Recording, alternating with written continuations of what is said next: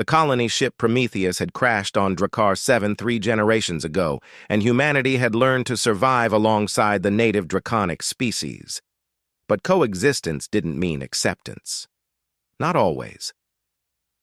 Anna sat on the cliff's edge, her single wing folded against her back, her remaining leg dangling over the precipice.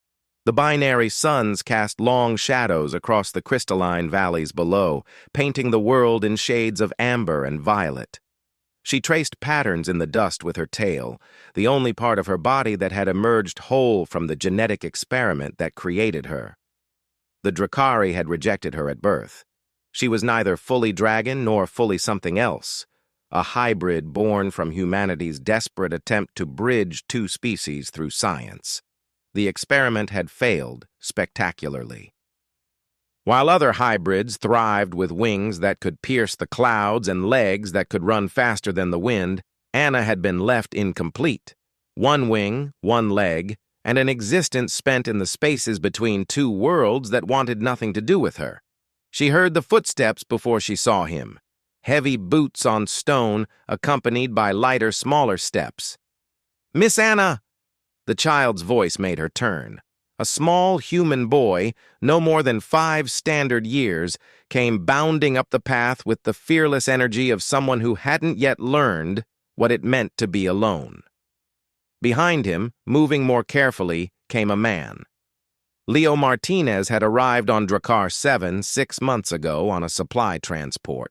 A widower, a single father, an engineer who'd taken a contract at the human settlement because he needed a fresh start far from memories that hurt too much.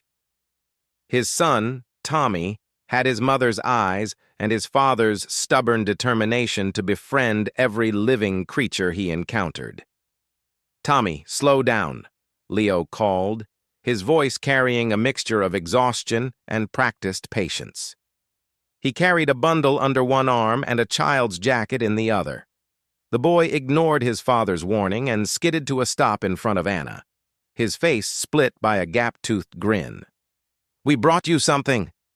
Anna's violet eyes narrowed with suspicion.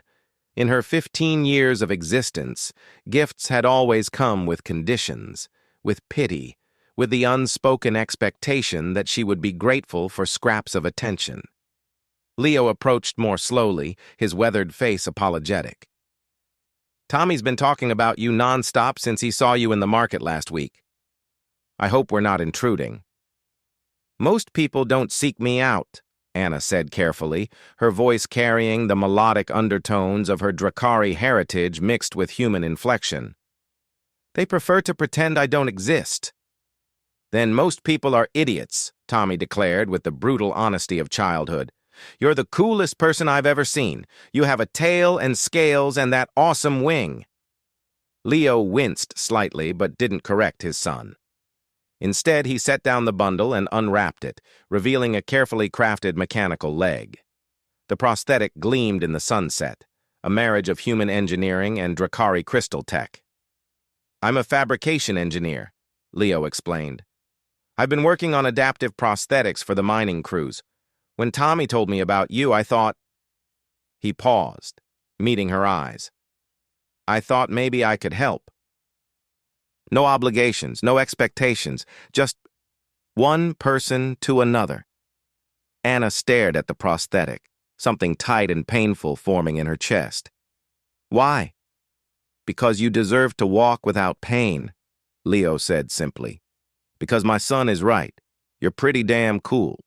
And because where I come from, we have a saying, we leave no one behind." Tommy nodded vigorously. "Dad says humans are best at fixing things and making friends, even when things are broken." Over the following months, Anna learned that Leo's words weren't empty. He returned again and again, adjusting the prosthetic, improving its design, never asking for anything in return. Tommy came with him, chattering endlessly about his day, about the bugs he'd found, about the stories his father told him at bedtime.